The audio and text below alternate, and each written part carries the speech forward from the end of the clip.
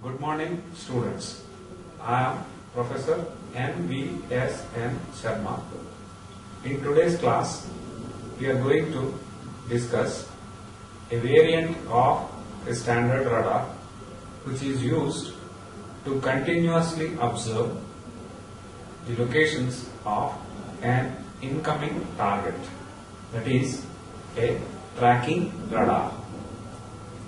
So, in this class, we shall see what is the basic operating principle of a tracking radar, what are the types of radars available, what are the techniques used to improve the target detection, and some examples of tracking radars.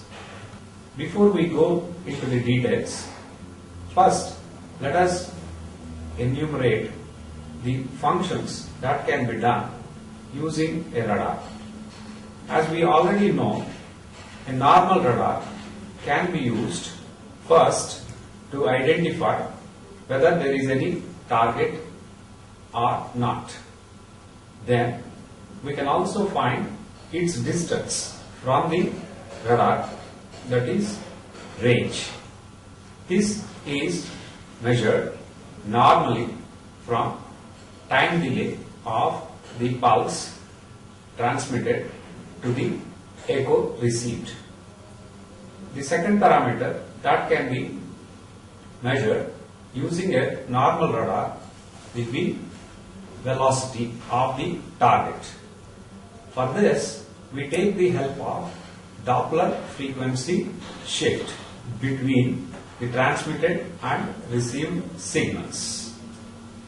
The third one that can be done with a normal radar will be azimuth and angle information. This is obtained from the antenna pointing direction. The antenna is placed over a compass, and the way the antenna is moving in the horizontal direction and in the vertical direction will be indicated through a pointer on the compass to get this angle information. Normally, azimuth information is sufficient, but there are cases where we need both azimuth and elevation informations. The modern radars are designed to detect the shape and the type of the incoming target. For this, the echo signal is processed separately and we get these informations which will be useful to quantify whether the incoming target is a simple one or a complicated object or an unknown one. For this, we call the method as signature analysis or inverse scattering problem. By this, we are able to find the target size by looking at the magnitude of the return signal, and the return signal direction can be used to identify the target shape and components. From the modulation of the echo signal, we can also find what type of moving parts are there, the type of turbine blades or the helicopter rotor, etc. can be classified from this data. And there are much better radars which can be used to identify the material composition of the targets. Before we go to the details of this tracking radar, let us first understand the new term, that is slant range. From the figure, you can see the inclined distance from the antenna to the target is known as the slant range, and as the antenna is rotating, you can see there will be some change in this value. In this diagram, you can understand how azimuth angle is measured. As we see from this, normally azimuth angle is measured from true north, and in the next slide we are seeing the elevation angle measurement. So it is measured from the antenna looking direction to the horizontal, the angle between them. Now let's get into the operation of a tracking radar. First, let us see what are the things we can do with this. It measures the coordinates of the incoming target and provides data to determine the target path. This will be highly useful in the missile tracking and missile guidance systems. Similarly, in the space applications, to locate the future positions of the satellite, then tracking can be performed in range, angle and Doppler, that means velocity. So we can concentrate on either range or angle or both, and in certain cases we concentrate on the velocity. Then the tracking radar is generally of two types. One is continuous tracking radar, the other one is track while scan radar. A tracking radar which is solely locked onto a particular target to give the coordinates of that particular target on a continuous basis is known as continuous tracking radar.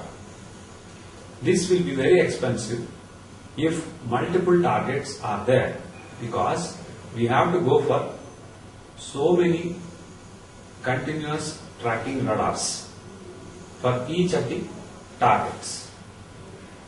The second option is track while scan.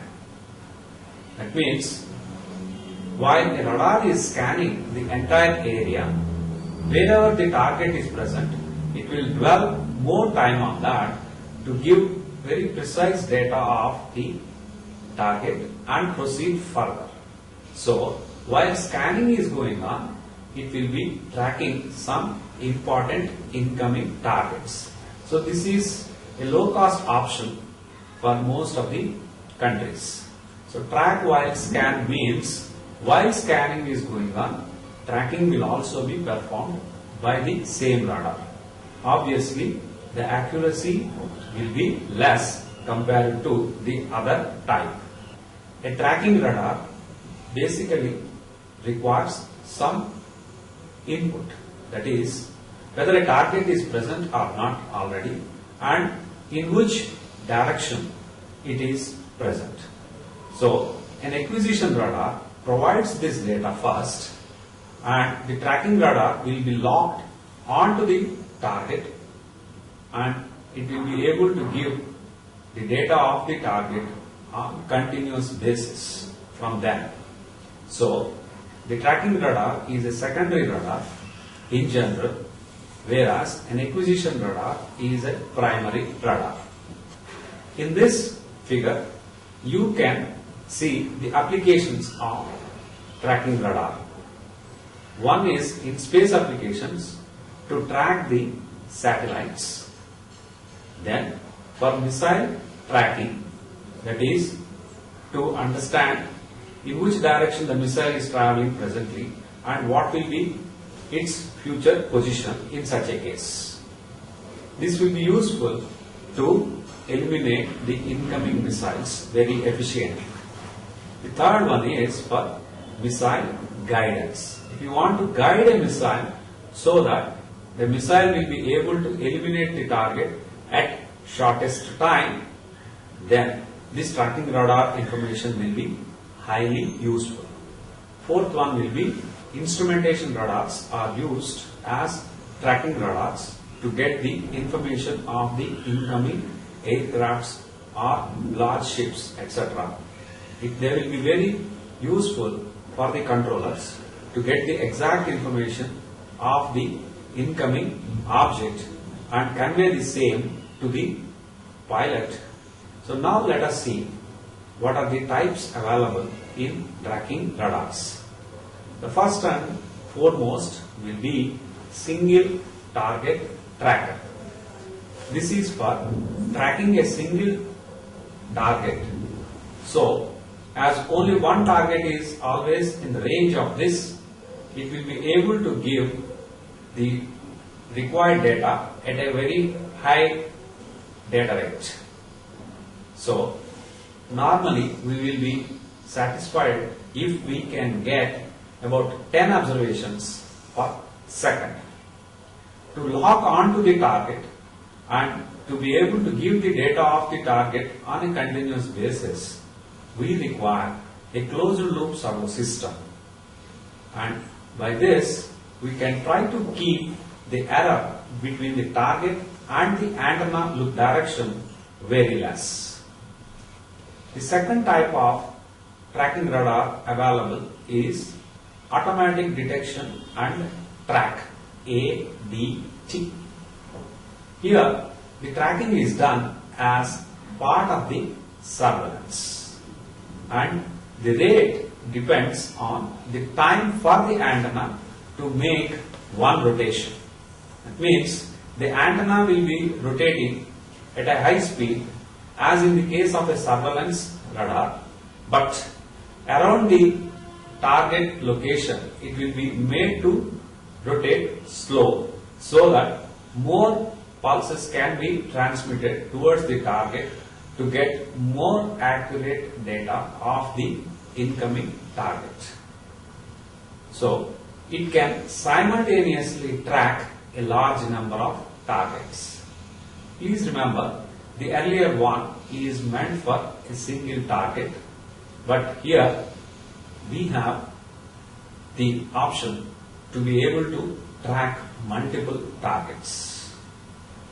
So here a closed loop system is not convenient for this. The radar is not supposed to get locked onto a single target. Thereby it works on open loop system, whereas the single target tracker works on a closed loop system. Another type of tracking radar which is used in the modern world is the phased array radar. Here we can track a large number of targets simultaneously, and this tracking is done on time sharing basis. It combines the rapid update rate of a single target tracker with the ability of the automatic detection and track to hold many targets in track. It combines the advantages of the previous two types and eliminates their limitations. But only disadvantage is the cost of the system is very high. A track while scan is the old name of this tracking radar. That means while scanning is going on, tracking is also done. The present day name of this is the automatic detection and track. So by this we can understand that basically there are three types of tracking radars. One is a single target tracker, which is meant for tracking single targets. Next we have automatic detection and track, which can track multiple targets, and it can be used also as a surveillance radar. The first one works on a closed loop system and it can track only a single target. The second one works on an open loop system, but it can track multiple targets. So combining the advantages and reducing the disadvantages of both, we have the third variety, that is the phased array radar.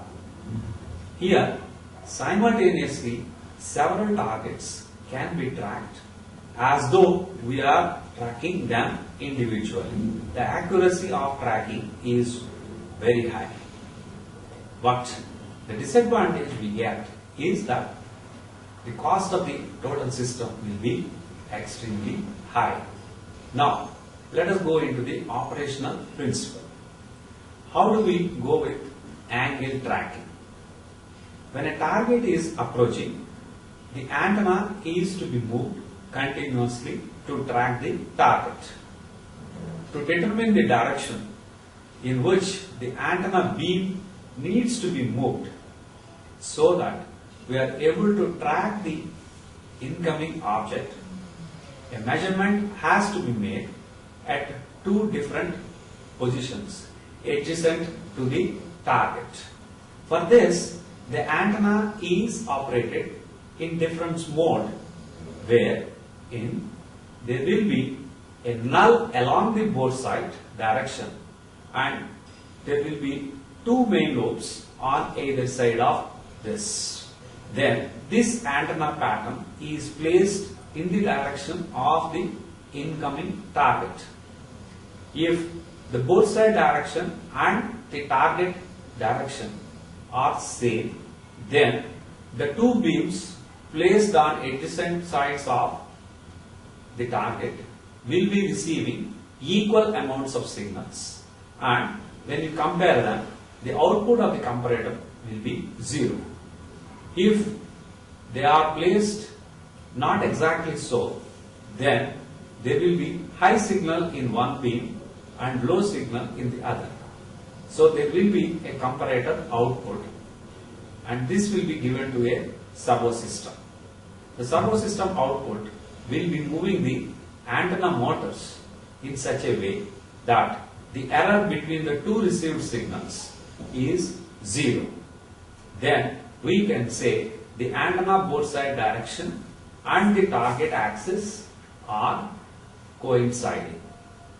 So in this method, using two adjacent beams, we will be able to get angle information in one dimension. If we require angle information in two dimensions, that means both azimuth and elevation are required, we require 4 beams in all. That is, 2 beams for azimuth and 2 beams in the orthogonal plane for the elevation. The crossover of the 2 beams determines the bore side direction. The tracking radar has to position the 2 beams so that the target axis and the bore side are made equal.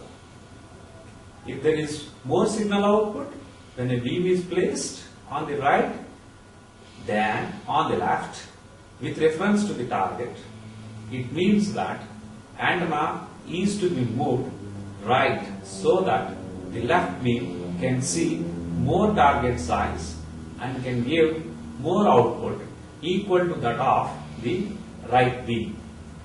And if additional positions are taken in the orthogonal plane, another angle can be tracked. So, what we can understand is that the error signal generating methods must be accurate to have good accuracy of tracking. So for this, we have several techniques. One is sequential lobing. The second one is conical scan. The third one is simultaneous lobing or monopulse. Now, let us try to understand what are these 3 different techniques, and finally we will have a comparison. What is to be preferred for different cases. So in the diagram shown, the target is coming in a particular direction which we can say as the tracking axis, whereas the beam is having a different direction called beam axis. If they are different, as per the diagram shown, we have beam position A and beam position B. That means on either side of the target we are going to place the beams and take the return signals. So the return signal pulses are as shown in diagram A. Then if there is any mismatch between target direction and the tracking axis, as you can see, the beam A is closer to the target, whereas the beam B is a bit far off. So the return signals, if you try to look at, there will be disparity. From this diagram, beam A return signal is going to be large because it is close to the target, whereas the beam B return signal is going to be small as shown in the diagram B.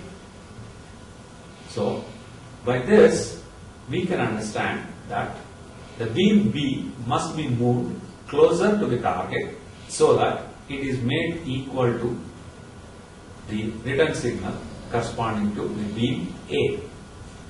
So in sequential lobing, the lobes are placed next to the target in a sequential manner.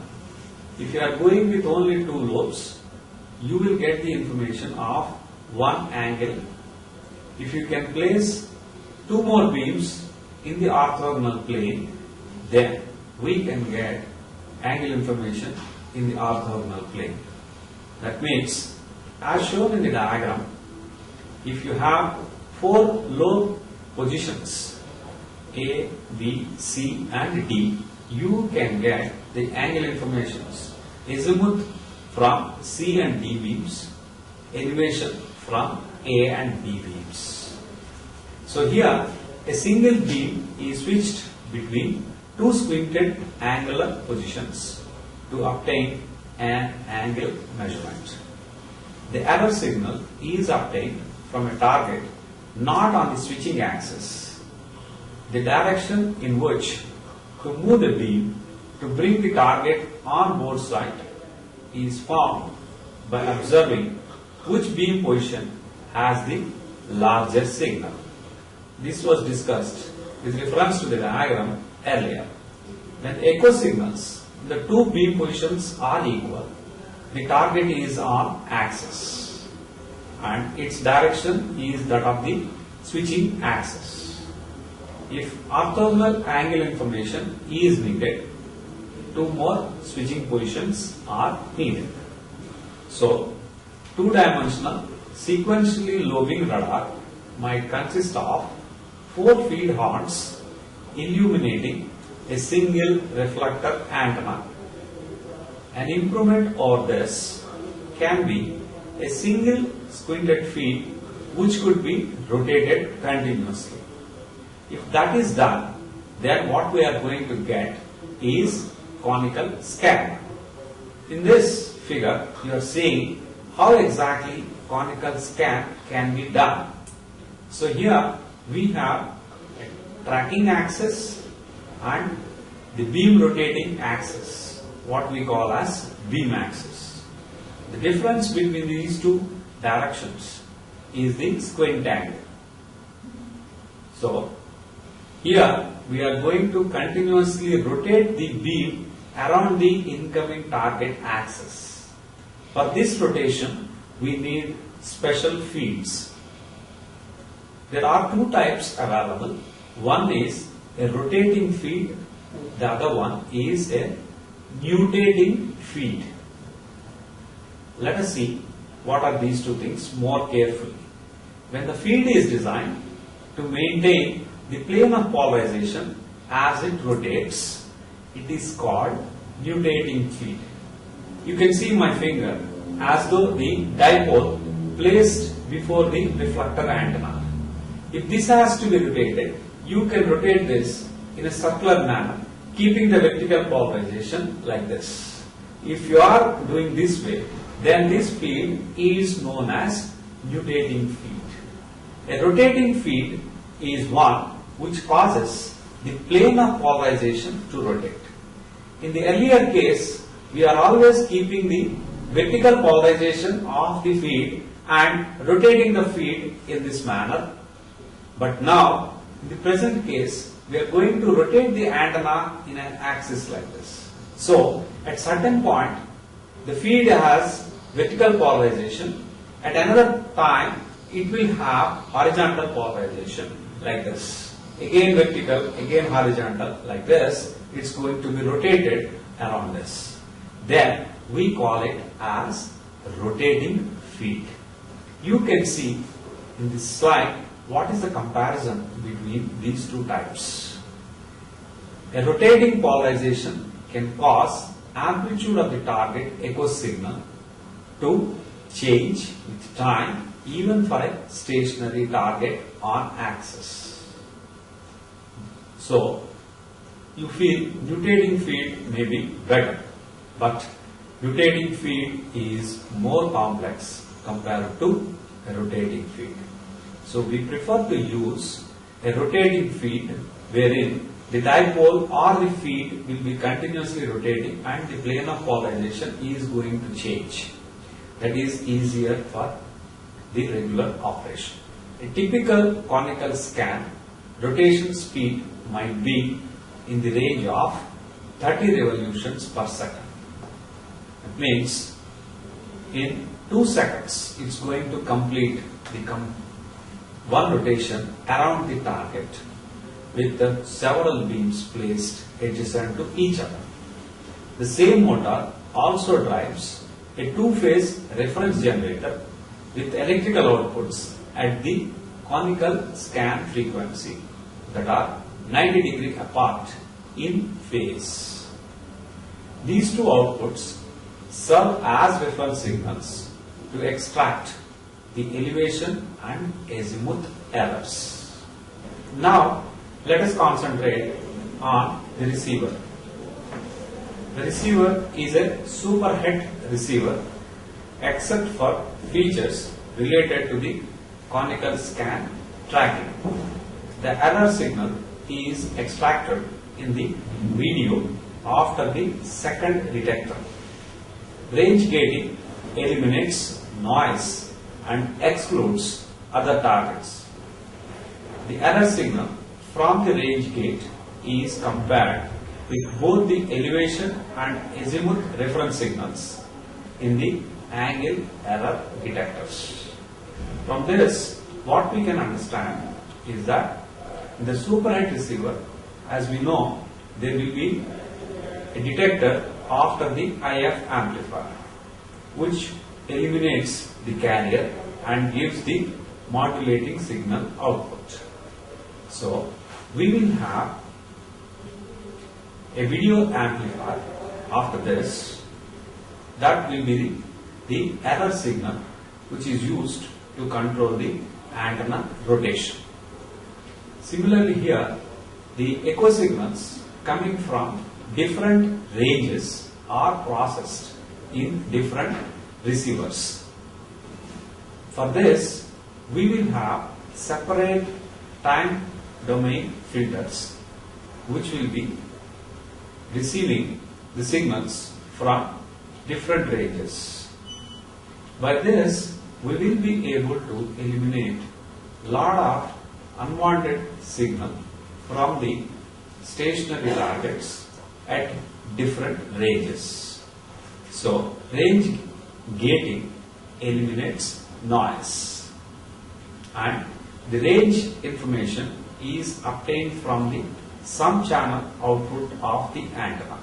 These can be used as a reference so that azimuth and elevation angle information can be obtained by comparing the received signals from the sum signal in the error detectors.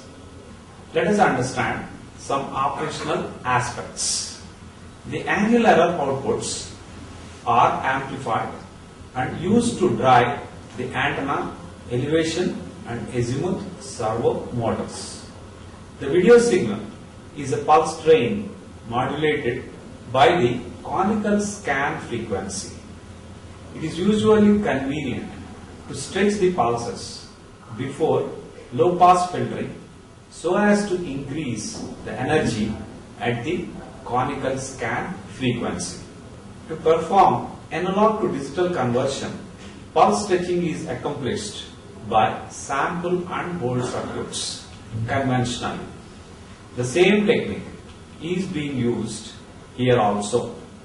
The PRF must be sufficiently large compared to conical scan frequency for proper filtering and avoiding inaccuracy of the angle measurement. The PRF must be at least 4 times of conical scan frequency, but normally we go with 10 times the value. We normally go with AGC, that is automatic gain control. It has the purpose of maintaining constant angle error sensitivity in spite of amplitude fluctuations or changes of the echo signal due to change in range. That means the output of the AGC is going to be a constant signal even though there are variations in the input. AGC is a negative current supplied to the amplifier to adjust the gain so that the input fluctuations are absorbed by the variations of the gain of the amplifier, and hence the output will have uniform value. In that sense, AGC can be considered as an amplitude equalizer. AGC is also important for avoiding saturation by large signals, which could cause the loss of the scanning modulation and the accompanying error signal. Here, the AGC will provide a very low gain to the amplifier, and thereby the output is within the saturation limits, and thereby still with large input you will be able to track the targets properly. The practical point here is the gain of the AGC loop at the conical scan frequency should be low so that error signal will not be suppressed by the AGC section. Only the unwanted signal is not amplified much. Here you can see how conical scan will have the output signal if the beam axis and the target axis are same. All target returns have the same amplitude under this condition, and there will be zero error signal. If that is the case, the antenna direction should not be changed, and here we say no action is required. In such a case, you can see the return pulses in the graph shown. A practical conical scan is shown here. As the antenna is rotated, you can see a large amount of signal at certain angular locations and reasonably small ones at other locations. The adjoining graph indicates these variations. Because of the rotation of the squinted beam and the target's offset from the rotation axis, the amplitude of the echo signal will be modulated at a frequency equal to the beam rotation frequency. The amplitude of the modulation depends on angular distance between the target direction and the rotation axis. The location of the target in two angle coordinates determines the phase of the conical scan modulation relative to conical scan beam rotation. This scan modulation is extracted from the echo signal and applied to a servo control to position antenna axis on target. So we require two servos, When the antenna is on target, the conical scan modulation is of zero amplitude.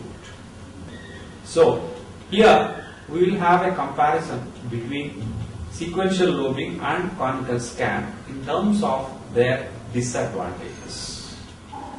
In the case of sequential lobing, angle accuracy can be no better than the size of the antenna beam width.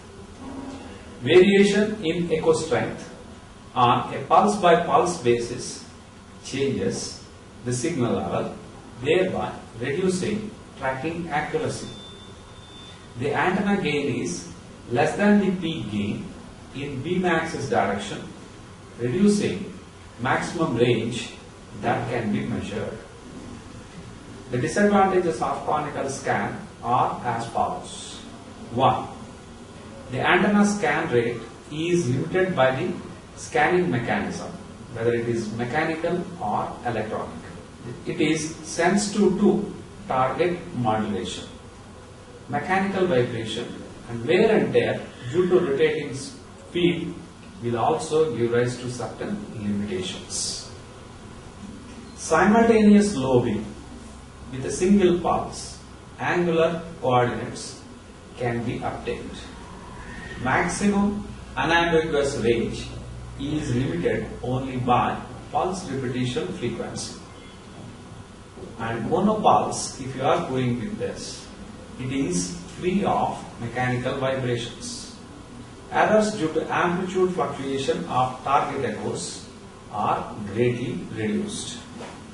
So, monopulse means with a single pulse you will be obtaining angle coordinate or even coordinates. It is defined as one in which information concerning the angular location of a target is obtained by comparison of signals received in two or more simultaneous beams. A measurement is done based on a single pulse, so we give the name as monopulse. But many pulses are employed to increase the accuracy. The accuracy is not affected by amplitude fluctuations of target echo. Out of the several types possible, most popular monopulse is amplitude comparison monopulse. What is this monopulse is? Slide 41. Amplitude comparison monopulse compares the amplitudes of the signals simultaneously received in multiple squinted beams to determine the angle. The required squinted beams are generated by two slightly displaced fields on a parabolic reflector.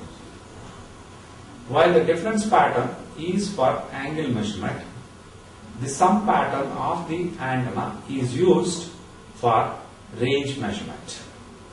Signals received from the sum and difference patterns are amplified separately. They are combined in a phase sensitive detector to produce the angle error signal. The sum signal is used to get the range and the sign of the angle of the incoming target.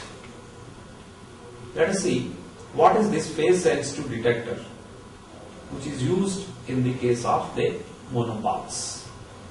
This system contains a phase sensitive detector that compares two signals of the same frequency. So basically it is a non-linear device. The output indicates the direction of the angle error relative to the bore site. Though phase comparison is done, the magnitude of the angle error signal is determined by comparison of amplitude signals. How does a 2D monopulse work? What we mean is two-dimensional monopulse. That means it gives the information of both the angle coordinates with a single pulse. Here, let us first understand some new components that are used. One is a hybrid junction, and here the inputs are 2 and the outputs are 2 in this case. What are the inputs? The inputs from the feed horns will be given to hybrid junction. So, with the 2 inputs, there can be 2 outputs. One output is the sum channel, the other output is the difference channel. So, using these type of hybrid junctions in 3 numbers, we can get both angle and range information with a single pulse. If all the 4 received signals are combined, A plus B plus C plus D, then we get the sum signal used for range.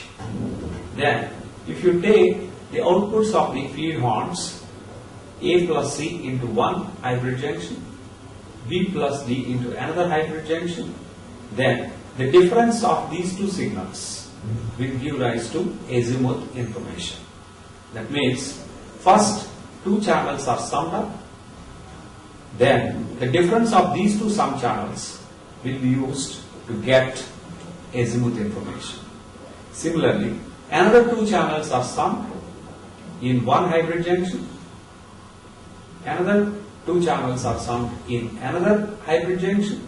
The difference of these 2 outputs are taken from one more hybrid junction to get the elevation information. So as you can see, A plus C will give rise to the center point of the one set of feed horns. B plus D information will give rise to another center point. The difference between these 2 will give rise to azimuth. Similarly, A plus B and C plus D channels are summed up separately. Then these 2 are applied to one more hybrid junction to get the difference for the elevation information. So, we can say that we are going to use difference of the sum channels to get the angle informations. The hybrid junction in waveguide form or in microstrip form are shown in the diagrams here. Basically, they are magic tees or rat race. So, port 2 and 3 will be used to get the inputs, whereas port 1 and 4 can be used to get the outputs. One sum channel, the other one difference channel. In the context of this rat race, you can go with 1 and 3 as inputs, 2 and 4 as outputs, or vice versa. A complete block diagram of a monopulse to be used for 2 angle coordinates is shown in this slide. The antenna outputs are given to 3 different hybrids. One is for sum channel output, another one is for elevation, the third one is for azimuth. All of them are separately processed, and the azimuth and elevation error signals are given to servo motors to adjust the antenna location properly, and the range information is obtained from the sum channel. What are the precautions in this case? It is important that large relative phase differences do not occur among the 3 channels. A typical value generally tolerable will be 25 degrees of phase for proper performance. AGC is required to maintain a stable closed loop system for angle tracking and to ensure that the angle error signal is not affected by changes in the received signal amplitude. Practical issues are generally a Cassegrain reflector is normally used to place the microwave circuitry at the back of the antenna. Feed system can also be used. Feed system can be easily supported with this. The greater the squint angle, the better will be the accuracy of the angle measurement. What is the trade-off? The on-axis gain of the sum pattern decreases if the squint angle increases. So there will be range inaccuracies if you try to improve the accuracy of the angle measurement. Simpler and more compact feed system can be obtained by using higher order waveguide modes to obtain independent control of the sum and difference patterns. This is one case where a waveguide is used with the several modes propagating simultaneously. Normally we see that a rectangular waveguide is operated at a single mode, which is the dominant mode, that is TE10. But here we go with TE10, TE11, TE20, etc. to get sum and difference channels of the 4 feed horns simultaneously using a single waveguide. Now let us see another type of monopulse, which is phase comparison monopulse. 2 antenna beams are used to obtain an angle measurement in one quadrant. Here the 2 beams look in the same direction, whereas in the earlier case they looked at slightly different directions. Due to displacement of the antennas, the 2 received signals will have slightly different phases but same amplitude. But the phase difference will be quite small if the electrical spacing between the antennas is small. So angle information can also be extracted in a phase comparison monopulse by employing sum and difference patterns and processing the signals similar to the case of amplitude comparison method. An analysis of the sum and difference patterns for the phase comparison monopulse shows that a 90-degree phase shift has to be introduced in the difference signal so that output of the phase sensitive detector is an error signal whose amplitude is a function of the sine of the angle of arrival from the target measured with reference to the perpendicular to the 2 antennas. What are the limitations of this phase comparison monopulse? Effect of grading lobes due to wide separation between the antennas. Ambiguities in the angle measurement. So, to overcome these problems, a portion of the parabolic reflector is sliced off to reduce this physical spacing between the 2 antennas. Amplitude and phase comparison monopulses. What are the plus and minus points of these things? A total of 4 hybrid junctions generate some azimuth and elevation difference channels. Range information is extracted from the output of the sum channel after amplitude detection. The angular error signal is obtained by comparing echo amplitudes, which actuates a servo mechanism to position the antenna. The angle of arrival is determined by comparing the phase difference between signals from the 2 separate antennas. Antennas of phase comparison are not offset from the axis. Let us have a comparison between the 2 types of trackers we came across. In phase comparison, 4 antennas are placed in upward direction and its side lobe levels are high. Sequential lobing suffers more losses with complex antenna and feed system. Amplitude comparison has high SNR. It has higher precision in target tracking due to the absence of target amplitude fluctuations. Angle error in 2 coordinates can be obtained by a single pulse.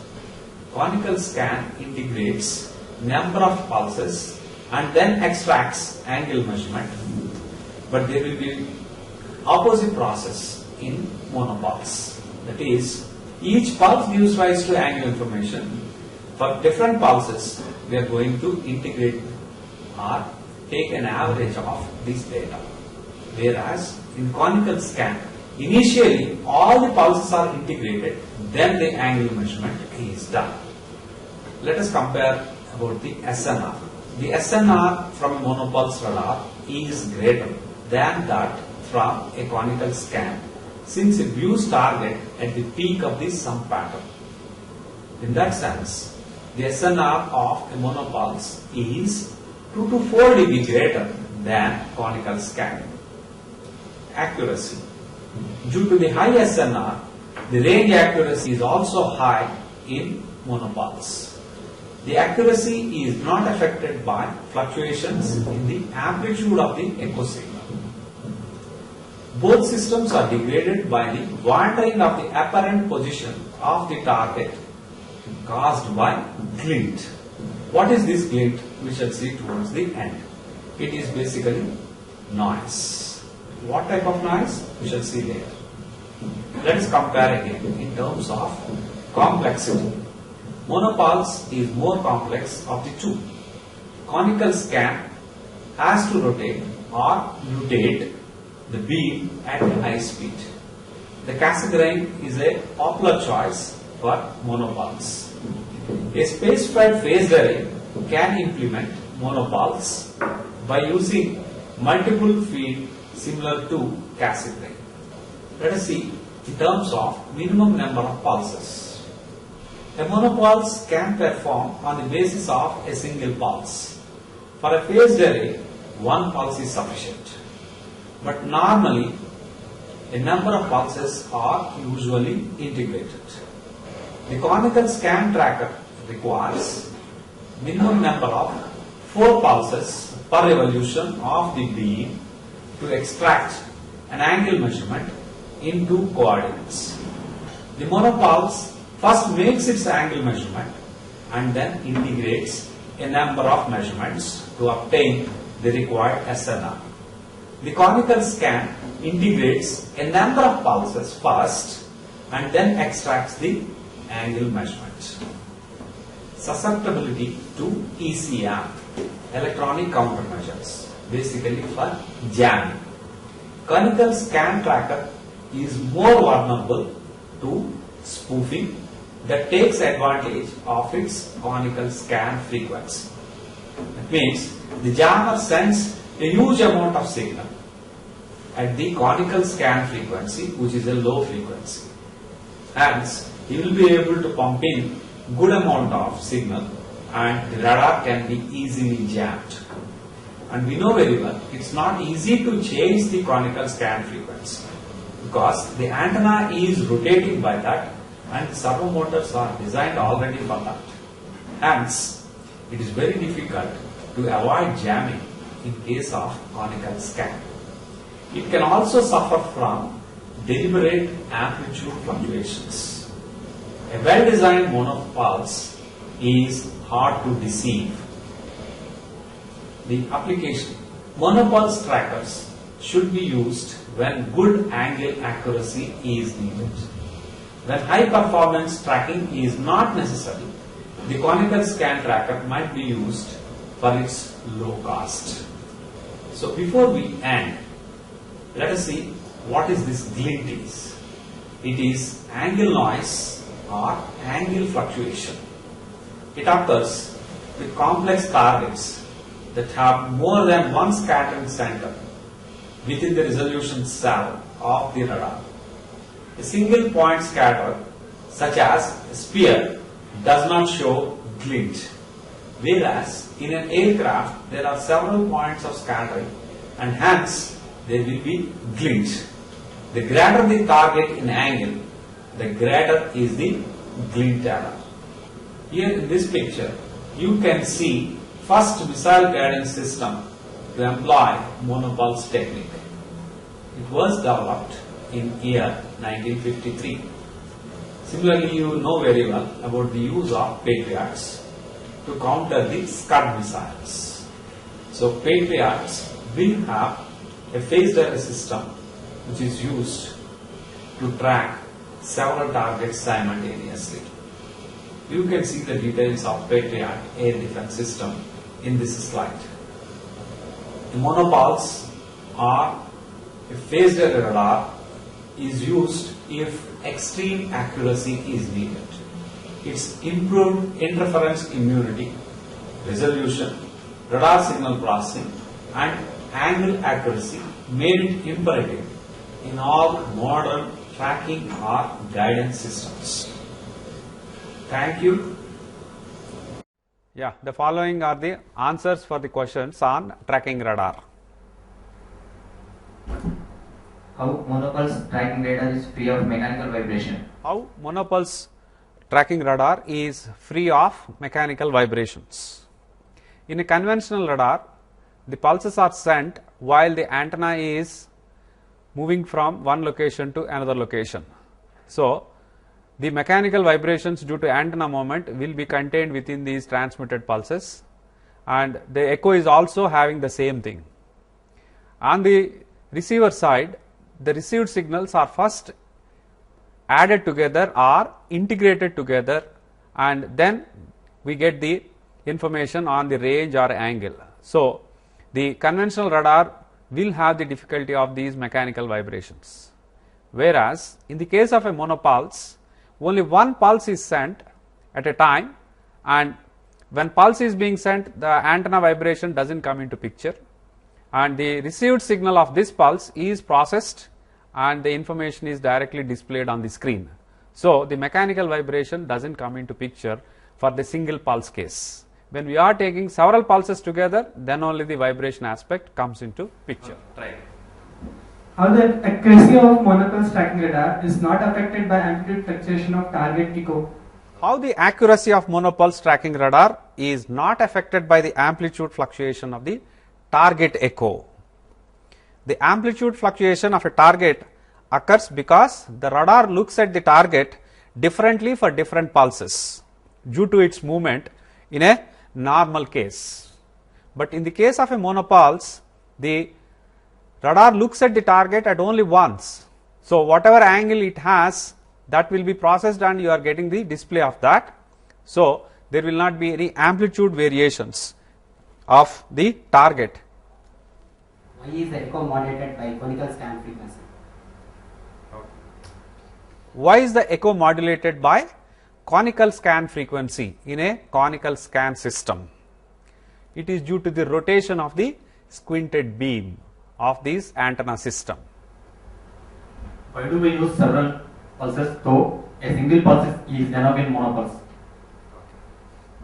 Why do we use several pulses though single pulse is sufficient in case of a monopole? Yes, by the design, a single pulse is sufficient to get the information on the range as well as azimuth angle or elevation angle, or both, depending on the capability of the monopulse.